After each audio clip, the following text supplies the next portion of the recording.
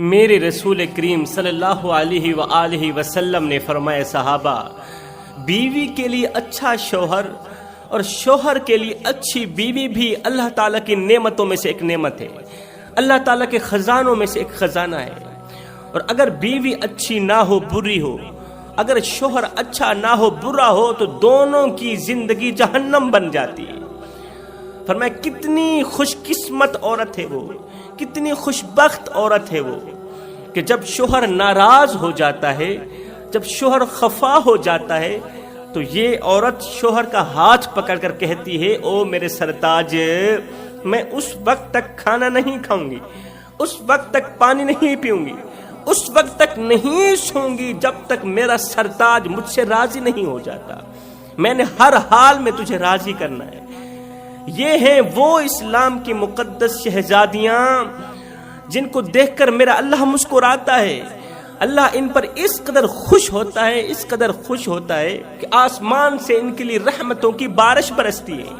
میرے نبی نے فرمایا دنیا کا سب سے بڑا بہترین انسان ہے وہ جو اپنی بیوی کے لیے بہترین ہے، بہترین اور اچھا انسان ہے وہ جو اپنی بیوی کے لیے بہترین ہے، بہترین اور اچھی عورت ہے وہ جو اپنے شوہر کی فرما بردار ہے۔ فرمایا شوہر کی فرما بردار عورت کو اللہ تعالیٰ بہت زیادہ پسند فرماتا ہے، اور شوہر کی نافرمان عورت پر، شوہر کو دکھ دینے والی عورت پر، شوہر کو درد دینے والی عورت پر اللہ تعالیٰ اس قدر ناراض ہوتا ہے، اس قدر ناراض ہوتا ہے کہ اللہ تعالیٰ دنیا میں ان عورتوں کو 3 عذابوں میں ضرور مبتلا کرتا ہے۔ نمبر 1، اللہ تعالیٰ ان کی زندگی میں سے سکون، چین و قرار چھین لیتا ہے۔ جب انسان کی زندگی میں سے سکون، چین و قرار چھین لیا جاتا ہے نا، پھر انسان کہتا ہے ڈاکٹر لگا مجھے زہر کا ٹیکہ کہ اللہ مجھے موت ہی دے دے، پھر اللہ تعالیٰ انہیں آسانی سے موت بھی نہیں دیتا۔ پہلا عذاب اللہ تعالیٰ دنیا میں ان عورتوں کو مصیبتوں میں ڈال دیتا ہے، پریشانیوں میں مبتلا کر دیتا ہے۔ دوسرا عذاب عزیز و اقارب کے دلوں سے کدورتیں پیدا کر دیتا ہے ان عورتوں کے لیے، شوہر کی نافرمان عورتوں کے لیے، شوہر کو دکھ دینے والی بیویوں کے لیے اللہ تعالیٰ عزیز و اقارب کے دلوں سے ان کے لیے کدورتیں پیدا کر دیتا ہے۔ پھر جو بھی عورت ان کو دیکھتی ہے نفرت بھری نگاہوں سے دیکھتی ہے، جو بھی شخص اس عورت کو دیکھتا ہے نفرت بھری نگاہوں سے دیکھتا ہے۔ تیسرا عذاب موت کے وقت اللہ تعالیٰ ان کا خاتمہ ایمان پر نہیں ہونے دیتا۔ شوہر کو دکھ دینے والی، درد دینے والی بیویاں یہ بھول جائیں کہ موت کے وقت ان کا خاتمہ ایمان پر ہوگا، ہرگز نہیں ہوگا۔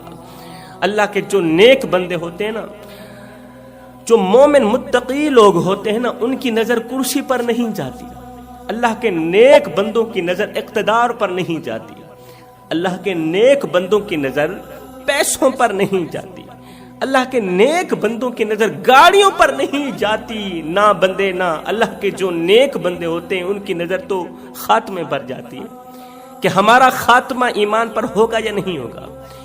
ہم تو خاتمہ ایمان کو کچھ سمجھتے ہی نہیں، ہم موت کے لمحے کو بھول گئے، موت کا لمحہ ہمیں یاد ہی نہ رہا۔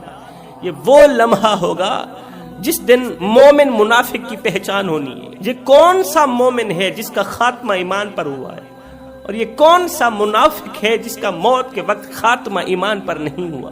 حضرت سیدنا عیسیٰ علیہ السلام کا زمانہ تھا، آپ کے دور میں ایک شخص تھا جس کو بیوی نے بہت زیادہ تنگ کر رکھا تھا، وہ بیوی کا ستایا ہوا تھا، بیوی کی وجہ سے بہت ہی زیادہ پریشان تھا، دن رات پریشانی کی دلدل میں گزارتا تھا، وہ پریشانیوں کی دلدل میں پھنسا ہوا تھا۔ اس کی بیوی نے اس کی زندگی سے سکون، چین و قرار کے جنازے نکال دیے تھے۔ جب سے وہ بیوی کو اپنے گھر کی دہلیز پر لے کر آیا، اس دن سے لے کر آج تک اسے کبھی بھی سکھ کی گھڑی نصیب نہ ہوئی، اس نے کبھی سکھ کا سانس نہیں لیا تھا۔ ہر وقت دل پریشان رہتا تھا، ہر وقت اس کا دل بے چین رہتا تھا، بے قرار رہتا تھا۔ وہ بیوی پر ناخوش تھا، بیوی اس کی نافرمانی کرتی تھی، باتوں باتوں پر اسے وہ جملے بولتی تھی جس سے اس کی تھکاوٹ اور زیادہ بڑھ جاتی تھی۔ اب اس نے فیصلہ کیا کہ کیوں نہ میں خودکشی کر لوں، خودکشی کر لوں، اس دنیا سے جان ہی چھڑا دوں۔ دنیا سے بھی جان چھوٹ جائے گی اور اس بدبخت عورت سے بھی جان چھوٹ جائے گی۔ لیکن اچانک اس کے ذہن میں خیال آیا، اچانک خیال آیا کہ کیوں نہ خودکشی کرنے سے کہیں زیادہ بہتر ہے کہ میں یہ گھر چھوڑ کے ہی چلا جاتا ہوں۔ اس نے فیصلہ کر لیا گھر چھوڑنے کا، فیصلہ کر لیا بیوی کو چھوڑنے کا، بچوں کو چھوڑنے کا۔ وہ بیوی سے اس قدر تنگ تھا کہ گھر چھوڑنا تو رہی دور کی بات، وہ تو شہر چھوڑ کے چلا گیا، شہر چھوڑ کے کہیں دور چلا گیا۔ دور جا کر اس نے جا ڈیرے لگائے، دور جا کر اس نے نئے رشتہ دار بنائے، نئے اپنے بنائے، عزیز و اقارب بنائے، ان کے ساتھ زندگی خوبصورت لمحات گزار رہا تھا، وقت گزر رہا تھا۔ بیوی کو چھوڑ کر آئے ہوئے اسے 10 سال کا عرصہ گزر گیا، 10 سال کا عرصہ بیت گیا۔ اس کے چھوٹے چھوٹے بچے بھی تھے، بچوں کو بھی چھوڑ کر چلا گیا۔ ایمان سے بتاؤ آج کتنے لوگ ہیں، کتنے مرد ہیں جن کو بیویوں نے اس قدر ستایا ہوا ہے، اس قدر پریشان کر رکھا ہے کہ یہ بیچارے پیروں کے پاس جاتے ہیں، پیر صاحب ہمیں کوئی تعویذ دے دو۔ ہم سے ہماری بیوی ہر وقت لڑتی رہتی ہے، جھگڑتی رہتی ہے۔ ہمارا گھر جنت کے باغوں میں سے باغ تھا، جب سے وہ چڑیل ہمارے گھر میں آئی ہے، جب سے بیوی نے اس گھر کی دہلیز پر قدم رکھا تو وہی گھر جو جنت کے باغوں میں سے باغ تھا آج وہ جہنم کے گڑھوں میں سے گڑھا بنا پڑا ہے۔ اے اسلام کی مقدس شہزادیوں، اگر تمہاری وجہ سے جنت کے باغوں میں سے باغ گھر اگر تمہاری وجہ سے جہنم کے گڑھوں میں سے گڑھا بن گیا تو یاد رکھنا تم ظالموں میں سے ہو، تم گنہگاروں میں سے ہو، تم جہنمی عورتوں میں سے ہو۔ کتنے شوہر ہیں جو اپنی بیویوں کی وجہ سے خودکشی کر رہے ہیں، کتنے شوہر ہیں جو زہر کھا رہے ہیں، کتنے شوہر ہیں جو پھانسی کے پھندے پر لٹک گئے، کتنے مرد ہیں جو طاقتور ہونے کے باوجود بھی ڈپریشن کا شکار ہو گئے۔ کن کی وجہ سے؟ بیویوں کے رویوں کی وجہ سے۔ اپنے رویے ٹھیک کرو، اپنے شوہر سے محبت کرو، شوہر سے پیار کرو۔ اگر میں آپ کے بچوں سے پیار کروں تو میں آپ کو کتنا اچھا لگوں گا، اور اگر آپ میرے بچوں سے پیار کریں تو آپ مجھے کتنے اچھے لگیں گے۔ تو جب ہم سب لوگ کریم آقا کی امت سے پیار کریں گے تو ہم کریم آقا کو کتنے اچھے لگیں گے، اپنے نبی کو کتنے اچھے لگیں گے۔ تو جب آپ اپنے شوہر سے پیار کریں گے، محبت کریں گے اللہ رسول کی رضا کے لیے، تو مجھے بتاؤ تم اللہ کو کتنی پسند ہوگی، تم اللہ کو کتنی اچھی لگو گی۔ زندگی اتنی مختصر ہے کہ جی بھر کر محبت کرنے کا وقت نہیں ملتا، اللہ جانے لوگ نفرتوں کا وقت کہاں سے لے کر آتے۔ بیوی کی ستائے ہوئے اس شخص نے گھر چھوڑا، شہر چھوڑا، علاقہ چھوڑا، دور جا کر ڈیرے لگائے۔ وقت گزرتا گیا، بیوی کی جدائی میں 10 سال کا عرصہ گزر گیا۔ بیوی کو بھی اس کی کمی محسوس نہ ہوئی، بیوی اس قدر تو چڑیل تھی نا، اس کی کمی محسوس نہ ہوئی۔ وہ شوہر کو منانے کے لیے گھر سے باہر بھی نہ نکلی، اس قدر وہ اللہ تعالیٰ کے غضب کا نشانہ بنی ہوئی تھی کہ اسے شوہر کی ضرورت ہی نہیں تھی۔ 10 سال کا عرصہ گزر گیا، 10 سال کے بعد یہی شخص حضرت سیدنا عیسیٰ علیہ السلام کی خدمت میں ایک عجیب سا سوال لے کر گیا، ایک عجیب سا سوال لے کر گیا۔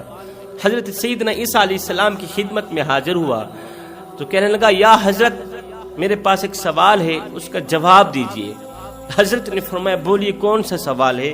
تو اس نے کہا حضرت مجھے بتایا جائے وہ کون سی عورتیں ہیں کہ جب وہ مرتی ہیں تو قبر سے سیدھا جہنم میں چلی جاتی ہیں، یا وہ کون سی عورتیں ہیں کہ جب ان کی تدفین ہو رہی ہوتی ہیں تو قبر کی مٹی انہیں بددعائیں دیتی ہیں، قبر ان کو گالیاں دیتی ہے، کہتی ہے تمہارا آنا نامبارک ہو، اے بدقسمت عورت تیرا آنا نامبارک ہو، اے گنہگار عورت، بدکار عورت تیرا آنا نامبارک ہو۔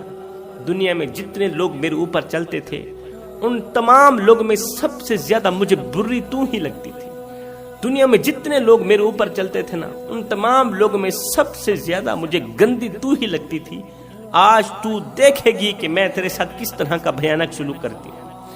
پھر جب یہ عورت قبر کے اندر جاتی ہے تو قبر اسے اس طرح دباتی ہے کہ اس کی ایک حصے کی پسلیاں دوسرے حصے کی پسلیوں میں پیوست ہو جاتی ہیں۔ پھر اللہ تعالیٰ اس پر ایک سانپ مسلط کر دیتا ہے، وہ سانپ جو اسے ایک بار ڈنگ مارتا ہے یہ 70 گز زمین میں دھنس جاتی ہے۔ حضرت مجھے بتایا جائے وہ کون سی عورت ہے جس کی قبر جہنم کے گڑھوں میں سے گڑھا بن جاتی ہے؟ یہ سن کر حضرت سیدنا عیسیٰ علیہ السلام نے فرمایا بندہ خدا تو نے پوچھ کے کیا کرنا ہے اور تو نے یہ دیکھ کے کیا کرنا ہے؟ اس نے کہا حضرت خدا را میں اپنی آنکھوں سے دیکھنا چاہتا ہوں کہ وہ کون سی عورتیں ہیں جو جب مرتی ہیں تو قبر سے سیدھا جہنم میں چلی جاتی، جب مرتی ہیں تو ان کا خاتمہ ایمان پر نہیں ہوتا، تو حضرت سیدنا عیسیٰ علیہ السلام نے فرمایا پھر اس طرح کر، قبرستان میں چلا جا، دیکھنا کل صبح سویرے جو جنازہ سب سے پہلے قبرستان میں داخل ہو، جو میت سب سے پہلے قبرستان میں داخل ہوگی نا، وہ عورت کی میت ہوگی۔ غور کرنا وہ کون سا جنازہ ہے جو سب سے پہلے قبرستان میں داخل ہوا، اور وہ جنازہ عورت کا ہوگا، اور یہ وہی عورت ہوگی جس کی قبر جہنم کے گڑھوں میں سے گڑھا بنی ہوگی۔ یہ وہی عورت ہوگی جس کا خاتمہ ایمان پر نہیں ہوا ہوگا۔ یہ وہی عورت ہوگی کہ اس کے لیے قبر کے اندر کیڑے مکوڑے انتظار میں ہوں گے، اس کی انتظار میں ہوں گے، اس کی قبر کے اندر آگ ہی آگ ہوگی۔ یہ وہ بدبخت عورت ہوگی جس نے اللہ کے غضب کو دعوت دے رکھی ہوگی، اللہ کے غضب کا نشانہ بنی ہوئی ہوگی۔ یہ وہ عورت ہوگی جس پر اللہ تعالیٰ ناراض ہوگا، اللہ کی ذات اس پر خفا ہوگی۔ کل صبح قبرستان کے اندر جو سب سے پہلی میت داخل ہوگی، سمجھ لینا یہ وہی عورت ہوگی جس عورت کے بارے میں تو سوال کر رہا ہے، جس عورت کے بارے میں تو پوچھنا چاہتا ہے۔ اب اس شخص نے کیا کیا؟ سیدھا قبرستان کی طرف دوڑ لگا دی، قبرستان کی طرف دوڑ لگا دی۔ آج شام کا وقت ہے اور کل صبح میت نے داخل ہونا ہے، جنازے نے داخل ہونا ہے، اور اس نے دیکھنا ہے کہ یہ وہی عورت ہے یا کوئی اور تو نہیں ہے۔ اس نے کیا کیا؟ آج شام کو ہی اسی قبرستان کے اندر خیمہ لگا دیا کہ آج رات یہیں گزاروں گا، اور صبح میں اپنی ان آنکھوں سے دیکھنا چاہتا ہوں اس بدقسمت عورت کو۔ اللہ اکبر! اس نے خیمہ لگا دیا، خیمے کے اندر سو گیا، لیٹا ہوا تھا، آنکھ لگی، نیند آئی، خواب کی دنیا میں اس نے قبرستان کے مردوں کو روتے ہوئے دیکھا، قبرستان کے مردوں کو چیختے ہوئے چلاتے ہوئے دیکھا، ہائے ہم مارے گئے، ہم مارے گئے۔ خواب کی دنیا میں یہ چارپائی سے اٹھا، بستر سے باہر نکلا، خیمے سے باہر نکلا، مردوں کی طرف بڑھا۔ جب ان کے قریب گیا تو پوچھا، مردو تم کیوں رو رہے ہو، کیوں چیخ رہے ہو، کیوں چلا رہے ہو؟ تو ان مردوں نے کہا کہ آج ایک بدقسمت عورت کا انتقال ہوا ہے، ایک بدبخت عورت مری ہے، اور اسے ہمارے قبرستان میں دفنایا جا رہا ہے، اس کی قبر کے اندر آگ ہی آگ ہے، بچھو ہی بچھو ہیں۔ ہم روئے اس لیے رہے ہیں کہ قبر کے اندر اسے عذاب دیا جائے گا، اسے بچھو کاٹیں گے، جب بچھو اسے ڈنگ ماریں گے تو وہ روئے گی، چیخے گی، چلائے گی، بس اس کی جو چیخ ہوگی نا وہ ہم سب قبرستان کے مردوں کو تکلیف دے گی، اس کی جو چیخ ہوگی وہ ہم سب کو پریشان کرے گی، اس لیے ہم رو رہے ہیں۔ کہتا ہے میں تو خواب دیکھ رہا تھا، اتنے میں صبح ہوئی، میری آنکھ کھل گئی، میں گیا قبرستان کے مین دروازے پر بیٹھ گیا، دور سے مجھے ایک جنازہ آتے ہوئے نظر آیا، دور سے میں نے غور کیا کہ جنازہ قبرستان کی طرف بڑھتا ہوا آ رہا ہے۔ میں سمجھ گیا یہ اسی بدقسمت عورت کا جنازہ ہوگا جس کے بارے میں کل اللہ کے نبی مجھے بتا رہے تھے۔ جب وہ جنازہ میرے قریب آیا تو میں دیکھ کر حیران رہ گیا کہ اس میت کے ساتھ ساتھ 2 بچے زار و قطار رو رہے تھے، اور وہ رونے والے بچے کوئی اور نہیں تھے، وہ میرے اپنے ہی بچے تھے۔ میں جلدی سے اٹھا، بچوں گلے لگایا، میں نے کہا بچوں کیوں رو رہے ہو، اور یہ کس کی میت ہے، کس کا جنازہ ہے؟ تو ان بچوں نے کہا ابا یہ تو ہماری ماں کا جنازہ ہے، ہماری ماں مر گئی تھی، آپ کی بیوی مر گئی، یہ اسی کا جنازہ ہے۔ کہتا ہے یہ سنتے ہی میرے پیروں تلے زمین نکل گئی، میں کانپنے لگا، ہائے یہ تو میری بیوی کا جنازہ ہے، وہ بیوی جو مجھے دکھ دیتی تھی، جو مجھے درد دیتی تھی، وہ مر گئی، اور اس حال میں مری کہ میں اس پر ناراض تھا۔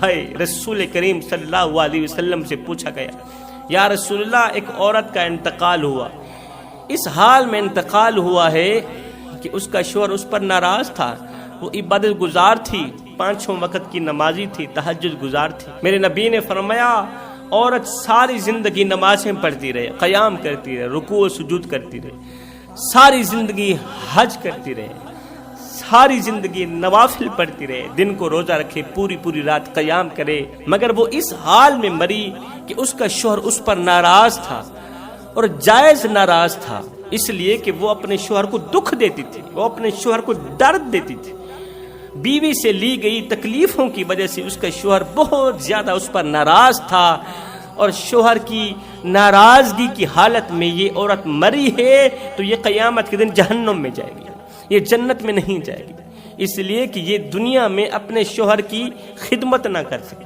زندگی میں اپنے شوہر کو راضی نہ کر سکی. بیوی کے لیے وہ شوہر جس کی رضا میں اللہ کی رضا ہے، جس کی خوشی میں اللہ کی خوشی. اللہ تعالیٰ اگر اپنی ذات کے بعد کسی کے سامنے سجدہ کرنے کا حکم دیتا تو سب سے پہلے بیوی کو حکم دیتا کہ وہ اپنے شوہر کو سجدہ کرے.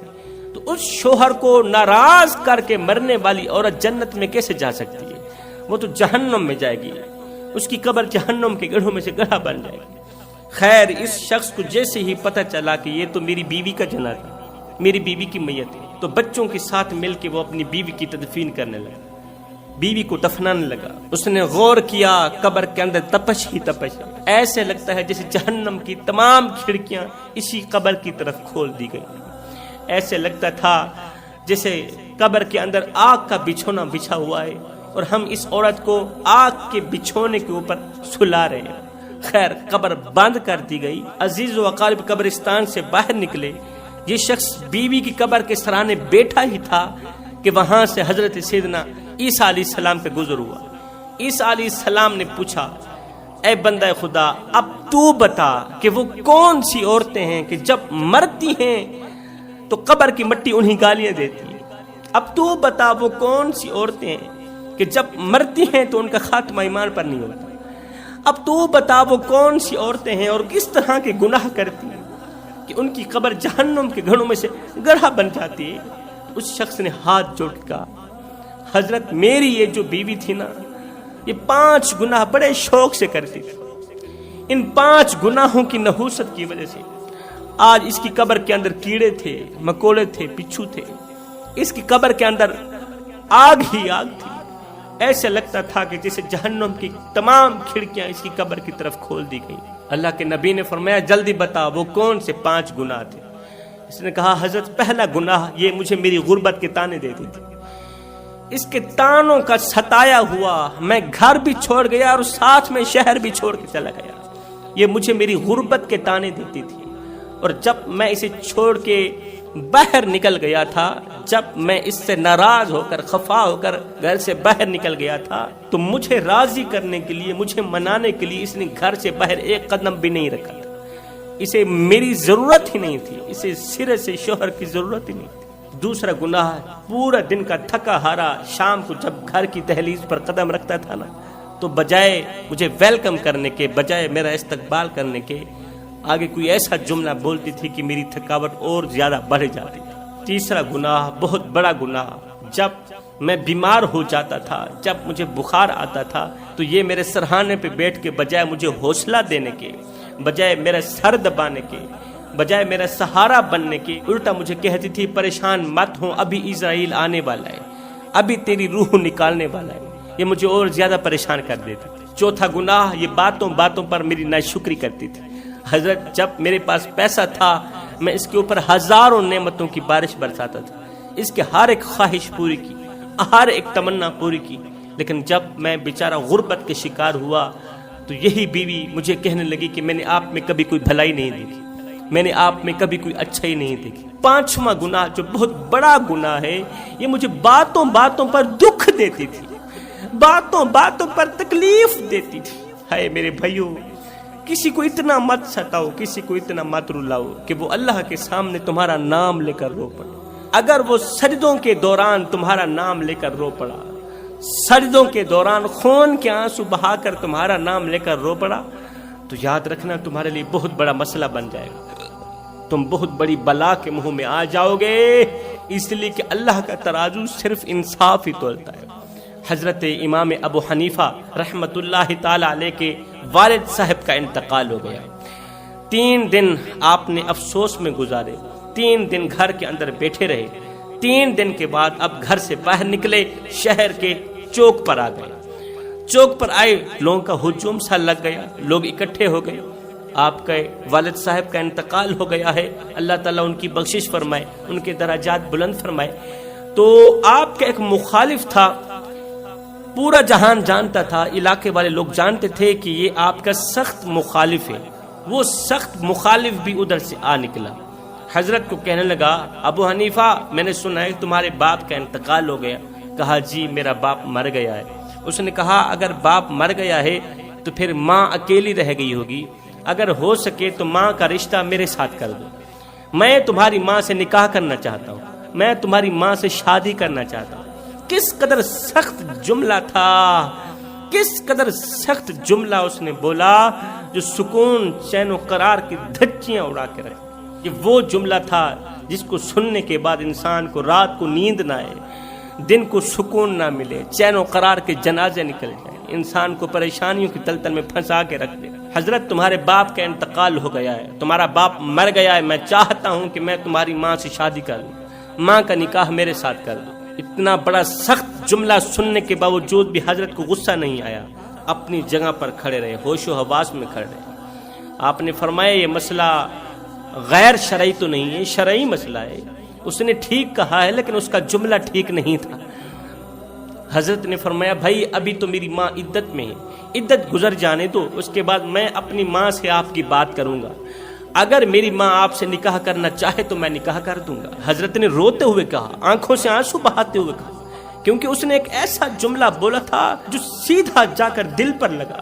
اس نے حضرت کو دکھ دیا، حضرت کو درد دیا، اتنا دکھ دیا کہ حضرت رونے پر مجبور ہو گئے۔ باپ کی جدائی نے حضرت کو اتنا دکھ نہیں دیا تھا جتنا دکھ مخالف دشمن کے اس چھوٹے سے جملے نے دیا۔ یہ کہتے ہوئے حضرت وہاں سے چل پڑے کہ میں عدت گزر جانے کے بعد ماں سے پوچھوں گا، اگر میری ماں تم سے نکاح کرنا چاہے تو میں تمہارا نکاح کر دوں۔ یہ کہتے ہوئے حضرت وہاں سے چل پڑے، پیچھے اچانک وہ زمین پر دھڑم ہو کر گرا، وہیں مر گیا۔ اچانک زمین پر گرا، وہیں مر گیا، وہیں مٹی کا ڈھیر ہو گیا۔ لوگوں نے حضرت سے پوچھا حضرت یہ کیا ہو گیا؟ حضرت وہ تو مر گیا ہے، کس وجہ سے مرا ہے، اسے کیا ہو گیا؟ آپ نے فرمایا اس نے سمجھا تھا کہ ابو حنیفہ لاوارث ہے، اس نے سمجھا تھا کہ ابو حنیفہ کا کوئی وارث نہیں ہے۔ او بھائیو اسے کچھ بھی نہیں ہوا، اسے تو ابو حنیفہ کے صبر نے مار دیا ہے، ابو حنیفہ کے صبر نے اس کی روح نکالی، ابو حنیفہ کے صبر نے اسے تڑپا تڑپا کر اسی جگہ پر مارا جس جگہ پر کھڑے ہو کر اس نے ابو حنیفہ کا دل دکھایا، ابو حنیفہ کو دکھ دیا، ابو حنیفہ کو درد دیا۔ اس لیے میں کہتا ہوں کسی کو اتنا مت ستاؤ کہ وہ اللہ کے سامنے تمہارا نام لے کر رو پڑے۔ اگر اس نے صبر کر لیا تو یاد رکھنا تمہارے لیے بہت بڑا مسئلہ بن جائے گا، تم بہت بڑی بلا کے منہ میں آ جاؤ گے، اس لیے کہ اللہ کا ترازو صرف انصاف ہی تولتا ہے۔